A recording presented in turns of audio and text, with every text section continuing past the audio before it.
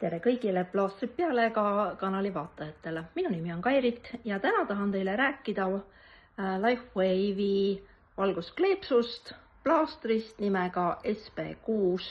SP6 on siis ainuke LifeWave'i toode, mis siis kannab akupunktuuri punkti nime SP6 nimelt. Ja möödunud nädalavahetuses siis kogemus selle kohta, kuidas SP6 aitab väga hästi ja kiiresti, kui on probleemiks kõhulahtisus.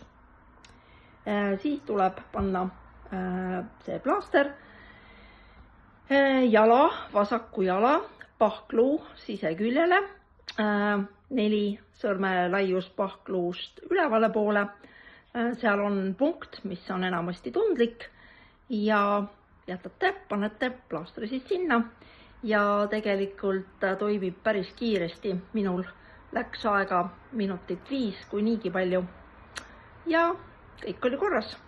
Igaks juhuks kasutasin ka järgmisel päeval ja sain tegelikult just tagasisidet ka ühelt plaastri kasutajalt, kellel oli sama teema, kõhulahtisus, kasutas samad plaastrit, SP6 ja töötas sama hästi.